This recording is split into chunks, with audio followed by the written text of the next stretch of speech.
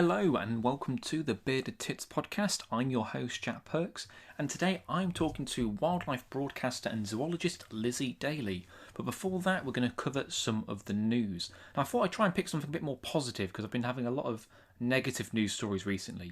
So over in Africa, there's some hope for one of the world's most endangered animals, the black rhino. It was recently announced that numbers of these incredible creatures are slowly but surely on the rise. In 2012, the black rhino population was at just over 4,800. However, due to the efforts of relocating groups and the clampdown on poachers, that number has rose to around 5,500 in 2018. This annual increase of 2.5% over 6 years may feel like slow progress, but it's a progress nonetheless. A conservation story certainly worth smiling about. So that's great to see them. Rhinos are slow breeders, so that doesn't sound great, but it is a huge effort and they are increasing. So hopefully they can get up in numbers. Now that brings me to someone who has visited Africa, not for rhinos but for elephants, and that is Lizzie Daly. She is a wildlife broadcaster and zoologist who studied at the University of Exeter. And this is our chat a little bit about her career, some of the incredibly interesting work that she's done, and also some of the more challenging issues like seal calls and salmon farms. So here's our chat. Well, Lizzie, thanks for joining me. Yeah, pleasure. Thank you for having me. No problem at all. So I think we should probably start at the beginning. So where did your career start? And have you always wanted to be a presenter? Because some people, it's like a lifelong dream from they're a kid. Other people kind of fumble into this job. So where did it all kind of start for you? Well, it began really in terms of the TV side of things and presenting. I was quite regularly heading out anyway and just kind of really interested in whatever was around me. It could literally just be me sat on the Cornish coast where I was based for a few years and, just seeing a seal pop up.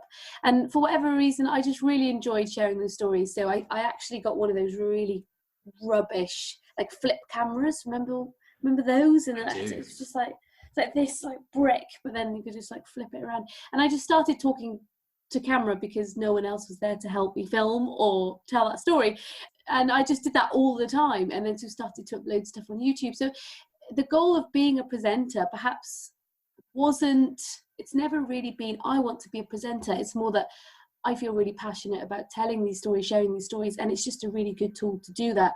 And I know that sounds like a bit of a cliche answer, but it's totally true because I don't consider myself just a presenter.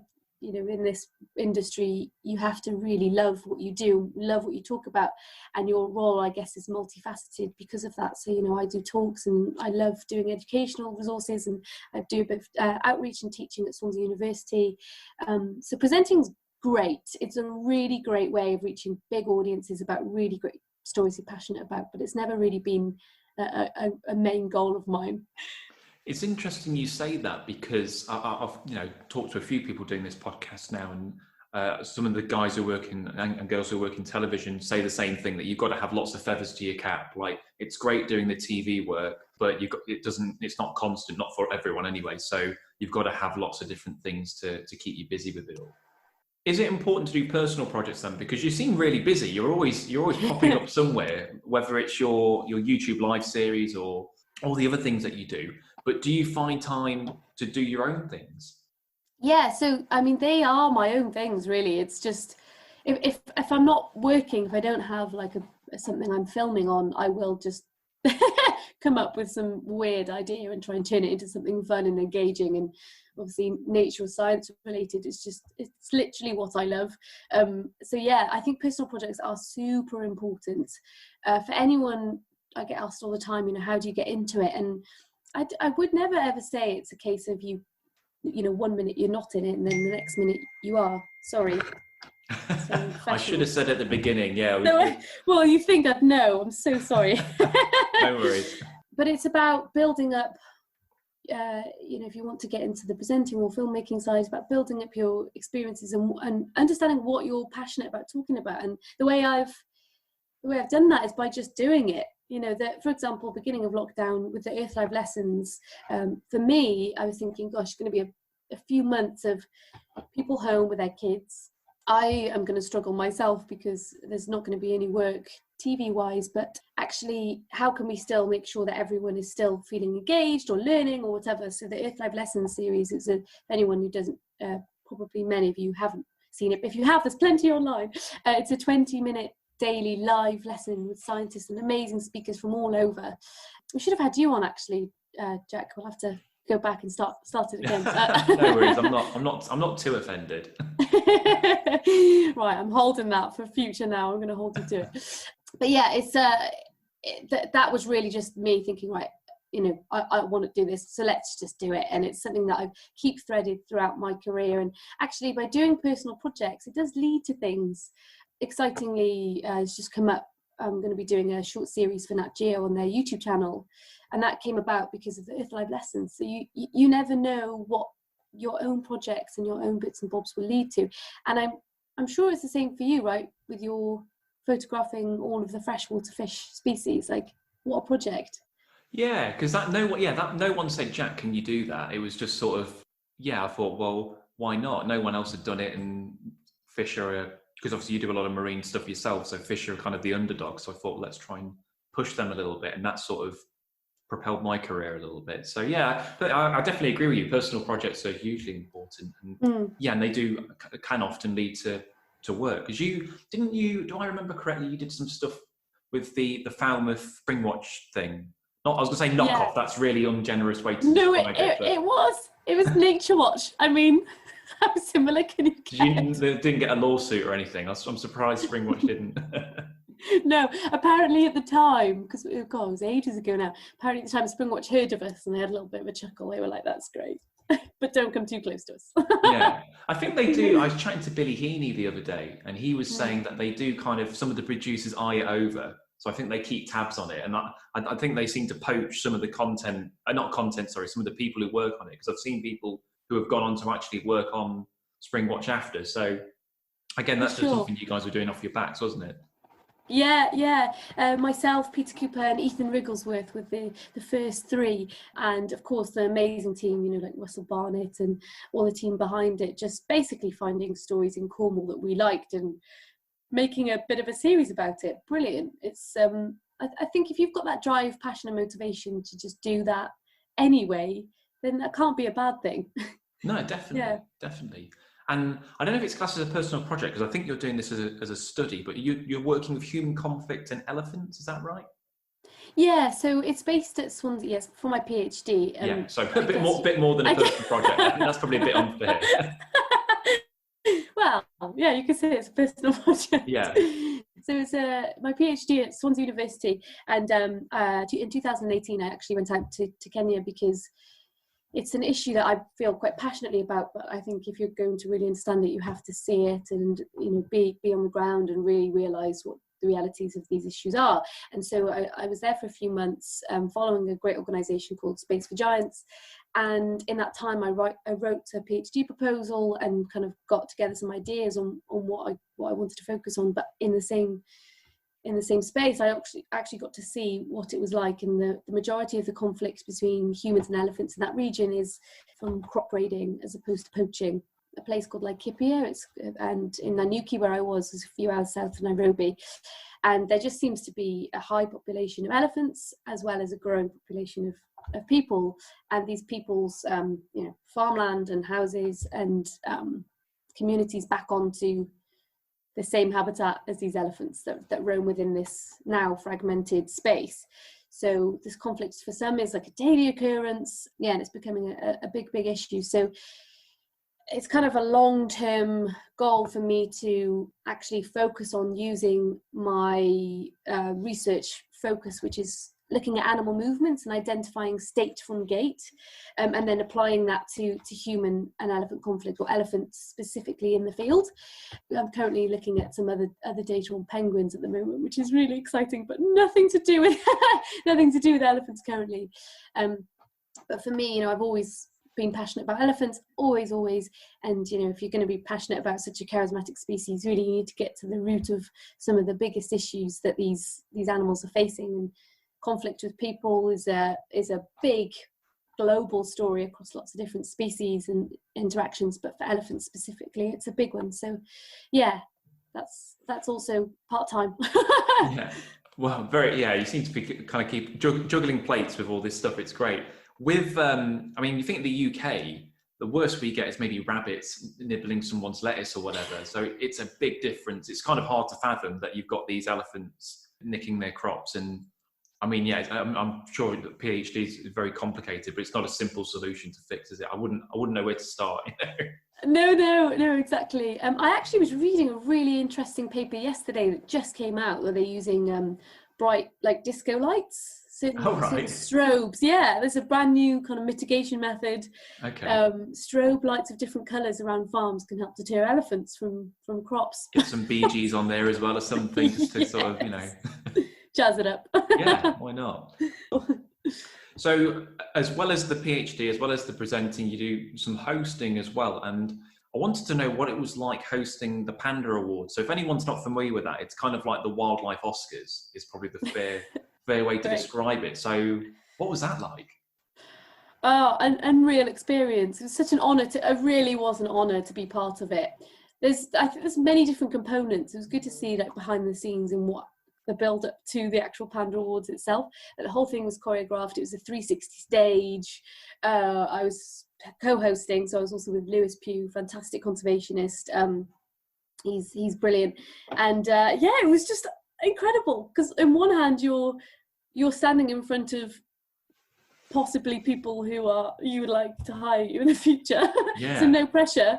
But also, on the other hand, I think what made it so enjoyable was that it's an evening which just actually it kind of comes back to the tool use of being a presenter. It's not about you presenting on stage. Obviously I was so nervous, but it's more about the people who are getting the awards, and just being part of that, I think, was such an experience. I've never been part of such a big celebratory evening in that way, in a world that I'm so involved in. So actually it was it was so humbling. And one gentleman, Vienna, who got an award for his film My Congo, beautiful film, and I knew beforehand that he was getting an award, and I was so excited. It's like, Vienna! I was just like trying to like hold back my excitement. So it was a real kind of mix of trying to keep it professional and keep cool, but also just having a great time.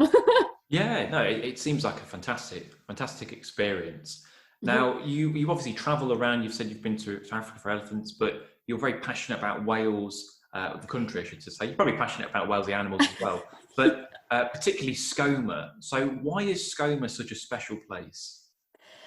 Yes, so I should say that kind of this real push for interest around Skomer this year is largely because of many of our organisations and charities are being hit massively because of COVID. But I mean, before that, the year before last, I was running trips to Skomer Island, because it is just a little wonderland off of Wales. For anyone who doesn't know, this is wild island just slightly offshore from the Pembrokeshire coast, and in the breeding season from about April to about end of July, August time. Even in August you get Manx shearwaters, but it is just alive with wildlife, and we're talking, the world's biggest colonies of Manx shearwaters, and then you have thousands of puffins, and of course the migrants that arrive on the island. You've also got short-eared owls in unprecedented numbers. I could go on for hours about Skomer. It is just a really magical place. I'm pretty sure, well, you've been around Skomer Island, right? But how many times have you been on it? I've been, because normally I'm bobbing around just off Skomer, so technically with the puffins. Yeah, technically I've only been there once, but I've dived around it and I've done some shoots with puffins underwater around it. So yeah, it's a phenomenal place when you get it on the right conditions. One of the troubles I had there was that because they like to go in the little bays, they poo a lot. So the water gets like a kind of cloudy colour. So if you get the right day, it's not a problem. But often you're just sitting in puffin shit, which isn't not exactly what I dreamed for my career, but I get on with it. It's something really interesting, actually. We did something on the Skomer Live series that we're running at the moment, and apparently the guano that runs off the wick that kind of drops onto all the coral underneath that amazing kind of marine conservation zone just underneath comes alive with anemones and all different things because of the guano, because of all the nutrients in the guano. So shit can be good and also bad for filming. So it's all linked then, because I guess then that must help the sand eels because there's plankton and stuff for them to eat. So it's all Lion All King, linked. circle of life. It's all linked. Meanwhile, you're bobbing up and down with a Yeah. puffin decoy on your head. Yeah. Well, I fully admit I didn't come up with that. I nicked that idea. Well, I say nicked. I went with David Miller, who's an art. I don't know if you've come across him. He's a fantastic wildlife artist in Wales, and I think he was the one who came up with it. But then everyone's kind of come up with their own little version. I've seen some people use like fluffy toys on their heads, and it really works. Though it sounds bonkers. Is it? Put a fake puffin on your head or next to you, but they love it. They come in to investigate. You know. Yeah, I have spent a bit of time in the water around Skomer, and it's hard not to just kind of get lost in what's happening underneath that surface. It's a whole other world, isn't it? And just seeing them move so elegantly and dive in that way is just awesome. It's a real experience. When you compare them to on land as well, because on land they're sort of, you know, bumbling and a little bit all over the place, but under the water, you know, so quick and zipping around, it's just incredible. Yeah, it is. Yeah. You've tackled some pretty difficult issues, which I quite admire about you. So, for example, the seal calls in Scotland and salmon farming, something I'm particularly close to. So, do you feel that more people need to tell these stories? So, I guess it's easy to just show, you know, the pretty fox and the bluebells or whatever, but there are these very harsh realities that need telling. Yeah, absolutely. And I, to be honest, I'd like to do more of it now. The salmon farming story and the shooting of seal story at salmon farms is a big one, and it kind of has just evolved now at looking at the whole industry itself, which is, again, you can't not look at the whole industry when you're covering one issue because it's all linked. And it's linked to every single one of us, not just, you know, for people in Scotland. Yeah, we need it now. I think people also becoming a bit more savvy. They're just a bit overseeing all the same beauty and the same great natural history stories, of which there's space for that to be told, you know, especially with our big landmark series and things. We're still finding new ways in how to document behaviors and finding new species. Even is still so much to explore, but I think the way that you tell stories and the place that you tell it, so for online in particular, it's such a great platform to get a real story out and actually maybe change that into becoming, you know, a positive difference, whether it be a change in legislation or a greater awareness of an issue. I certainly find myself sometimes wanting to tell a story and then actually not, because it's like it's kind of been done before, or it's a story which perhaps we don't need those stories right now. What we need is a change in attitude or change in awareness of the right ones, for sure. It's interesting you mentioned the landmarks. Yeah. They definitely seem to be switching on a little bit. There was, I think it was One Planet on Netflix, or one of them, where the walrus, where they were kind of, because of the rising sea levels, they're all going on the rocks and falling down. And it's quite gut-wrenching to watch that, but that's what's happening. Yeah, it's just super powerful. You know, you still see that clip going round and round, and obviously it went viral. It's really, really powerful, and I guess that's the beauty of, you know, what you do and what I do, using that film and photography to tell stories and tell those important stories and get the right attention of the right people. But I do think it's more than that, because what you don't want to do is tell people how miserable everything is, which it is. Let's be honest, in many cases it can just be a really tricky story unless you really think about what kind of next step or positive action people can take. So for example, this was a real struggle for me, telling the story about the shooting of seals at salmon farms, because for me, I don't believe that we need to be shooting seals at salmon farms. The one thing I always hear coming back to that is we have, you know, exponential growth in our grey seal populations around our coast. Well, that is true. This isn't talking about seal culling. This is a very different issue, which is that salmon farms see it necessary to shoot seals because they are eating their products, when there are non-lethal alternatives which are just as effective, in some cases a lot more expensive, but in others not so much. I just think for £1 billion industry, it's not hard to rethink how you farm. And that's not just for shooting seals, but in terms of the biomass of salmon you have, the environmental impacts underneath the salmon pen, etc., etc. I could go on for hours, but anyway, it's all encompassing. And making a film about this was not for me to go, salmon farmers, you are the worst people like look how bad they are. It's going, hey, this really sucks. Like, I don't think this should be allowed. Why are we licensing seals to be shot? Why do we have seals washing up that haven't been accounted for, and still to this day are not accounted for? Well, let's think of ways that we can all work together to create an industry where actually you don't need to shoot seals, and there's positive outcomes, as opposed to just vilifying the industry. That, yeah, gosh, you've got me on a bit of a ramble now, but well, you need to create that dialogue, don't you? I mean, it's all very well saying these people are really bad, but then they're not going to want to work with you, are they? So to affect change, you've got to talk to people. Exactly. Yeah, opening that conversation is really important. The thing that unfortunately always falls back on is the lack of transparency in these industries, which are worth so much money, and of course they're there to make money. So that's where that kind of break in, not trust, but break in communication comes, and therefore you have kind of head-on battles between those conservationists and industries like the salmon farming industry. It's tricky. Yeah, no, definitely. I went to Shetland, when did it have been, about 3 or 4 years ago now, and you see the salmon pens everywhere, don't you, in a lot of these little locks, and I was dying to get in one, and I tried to message a few, like, oh, do you mind if I come in? Just in it, no agenda, just wanted to go in one, see what it was like. And just no way. They were like, we're not letting you in. Really? Like, and just, I guess, I don't know whether it's a guilty conscience or what, but if the salmon didn't look, because I've seen some undercover stuff and the salmon look horrendous, you know, they're like sores all over them, full of sea life. I'm not saying all salmon farms are like that, but they didn't want anyone with a camera going anywhere near it. No, exactly. And it's just, if you think about it, you know, it must be quite hard to create an environment where you have thousands of salmon within one massive cage, and yes, ultimately, if you're going to do that, and if I'm trying to think as a salmon farmer, you want to produce a healthy salmon that's big, it's healthy, rah, rah, rah.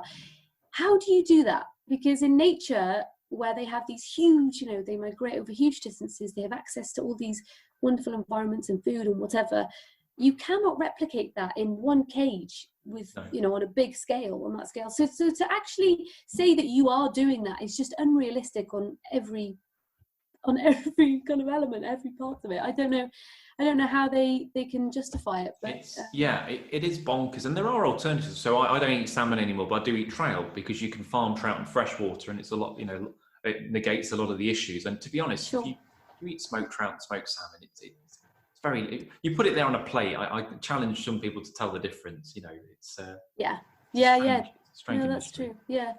Out of interest, have you read much about land-based farming of salmon? You know, in these big. Now, it is funny you mentioned that, because I saw a post yesterday, and somewhere in America they've successfully, I want to say Minnesota, but that sounds a bit too far inland. But somewhere in America anyway, they've raised Atlantic salmon to adulthood, and they found a cost-effective way of doing that. Right. It's the first time it's been done. So I'll try and dig out the article for you if I can. But because I think that's what's stopping it at the minute, is that it's just too expensive. It's doable, but it would cost too much. But they found a way around that now. So hopefully that might make a bit of a change. Yeah, it's a really interesting one. It's again one that keeps popping up, and I don't know where I am with it, just because I don't know. I guess I have a bad experience with some conversations I've had with those in the industry, and I just feel like they can find any alternative to kind of move it away from the fact that the current farming practice isn't the best, then they will. But I mean, I say there's lovely salmon farmers, and there's really great companies that are trying to better how they farm, but we've got a lot of work to do, for sure. Yeah. So you've travelled all over the world, and obviously extensively across Wales and the rest of Britain. So is there a wildlife encounter that stands out for you? I'm sure there's many, but is there one that's like, that was incredible? In Wales, or just? We'll go for the rest of the UK. We're not limited to Wales. Yeah, rest of the UK. Do you know, one thing I really loved doing was a few years ago we did a video on lampreys up in Ireland. Yeah, I can get behind that. That's good. I absolutely loved it. This like prehistoric creature. When we went to the River Shannon, and it's just a really great day. We found this fantastic, beautiful big male, just literally as we were kind of wading through all of these weeds and everything. It was just absolutely brilliant. I think for me that was, you know, sometimes with documentaries and things, you have to kind of make sure you get the story and get the right shots by, I don't know, just trying to maybe go into a museum or thinking of creative ways to actually get a good shot of a species. And this was my first lamprey I'd ever seen in wild, and it was just magnificent. Like, we got everything we needed in that day, and the sun was shining, and it was raining, and I was with a great team, and it was awesome. They're incredible creatures. I mean, I think I'm right in saying about 300 million years old or something like that. I mean, they're so primitive, they don't even have a jaw, so they're just incredible. But was that with I forget his name, is it EcoFact, the guy who runs Yes, EcoFact, yeah. Yes. Oh, what was his name? He was really great.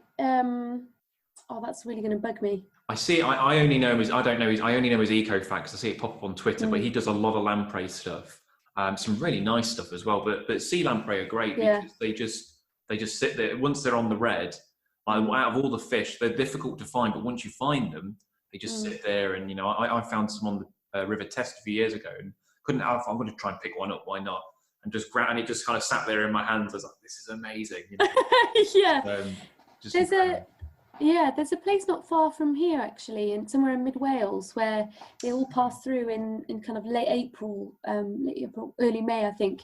And it's apparently you can stand on the bridge and just kind of watch hundreds of them. Oh, really? Okay. I wanted to go this year, but lockdown for not the year for it. But they are. Yeah, I think they are in a few Welsh rivers, but they're a weird one because they're not really common anywhere, but they just turn up in little bits. Yeah. And I always keep an eye out if I ever see a documentary on basking sharks, because there's nearly always a sea lamprey attached to one if you watch them. I don't know why they like basking sharks so much, but nearly always.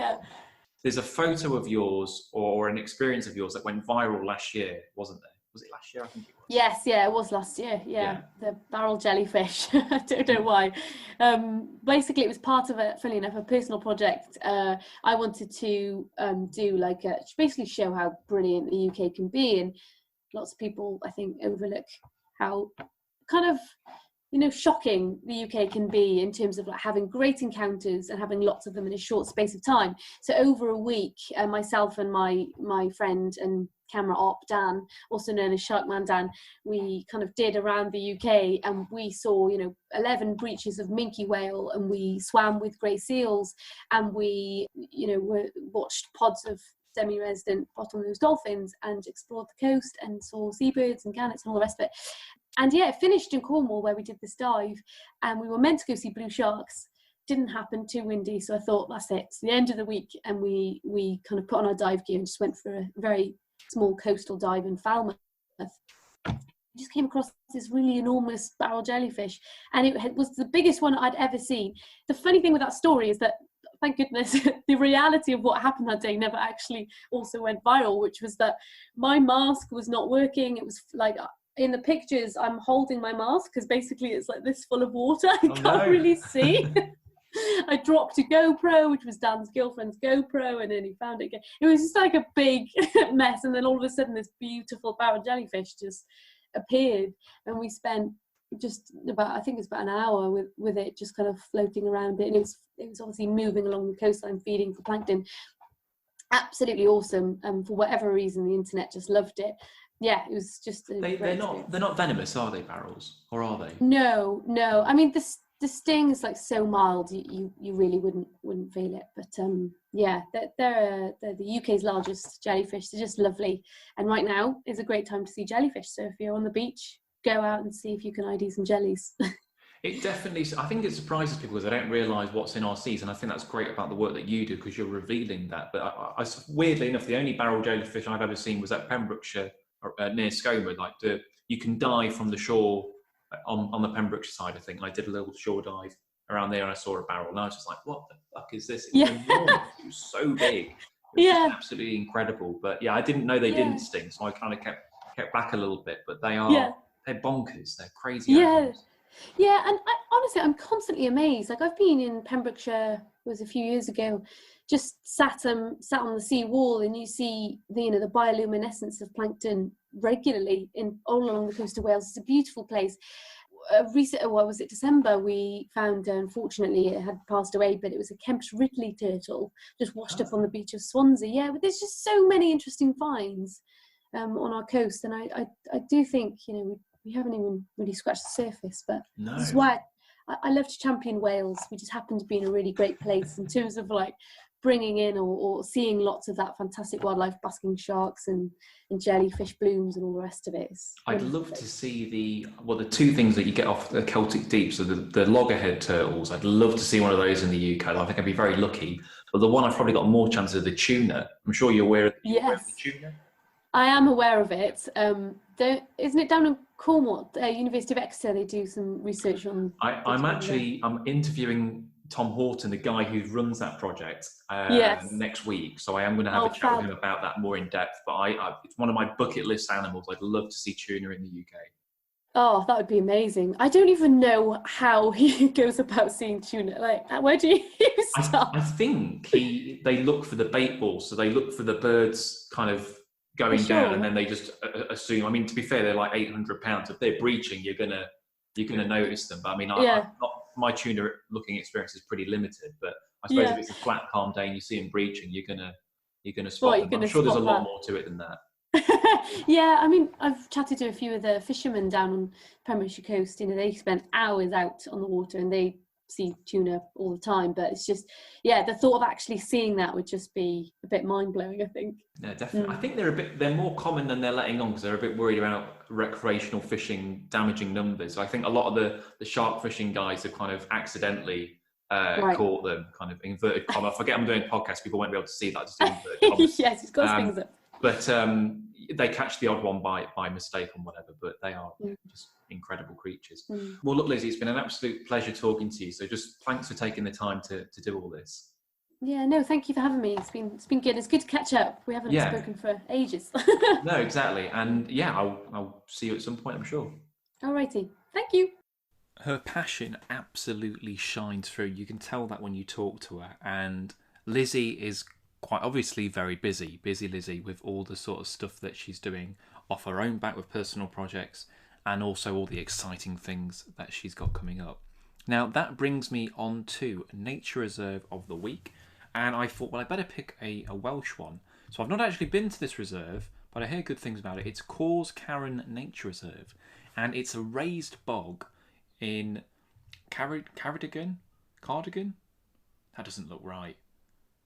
I can't read very well. I'm dyslexic, and Welsh doesn't really work for me half the time. Cardigan, Wales. I want to say cardigan. I think that sounds familiar, but that doesn't look like cardigan. I'm spending too much time on that. Anyway, it's in mid-Wales, and cors is the Welsh word for bog, basically. So it's no surprise that it's a large kind of boggy area. It's maintained by Natural Resource Wales, and it was formed over 12,000 years ago at the end of the last glacial period. A raised bog of this type develops from a lake or flat marshy area over either non-acidic or acidic substrates. Over centuries, there is a progression from open lake to marsh and then to fen as silt or peat fill up the lake. Now, that creates a very unique and rare habitat, but it also means that there's scope for a huge amount of life. And birds of prey really like this area to hunt. So you've got things like buzzard, peregrine falcons, merlin, sparrowhawk, hen harrier, and there are rare sightings of Montague's harrier as well. And one of the kind of emblems of Wales, of course, the red kite, is seen here as well. Now, the wetland attracts a variety of wildfowl, such as teal, curlew, water rail, snipe, red grouse, tree pipits, grasshopper warbler, and windchat can be seen in some of the more dry areas also, as well as common redstart and willow warbler, both of which nest in the willow scrub. Now, in terms of accessibility, it has a boardwalk for you to follow, so walking over the bog is much easier. There's also seating along it and heights to view the wildlife, with a car park and toilets as well. So it's got all the basic facilities for you. So if you are in mid-Wales, this is a reserve that is well worth checking out, and it is something that I very much need to do. I need to see more of Wales because I've only been to a snippet of nature reserves there, and I should really kind of broaden my horizon. Anyway, I hope you've enjoyed today's podcast. This has been the Bearded Tits podcast. I've been your host, Jack Perks, and I will catch you in the next one. Cheers.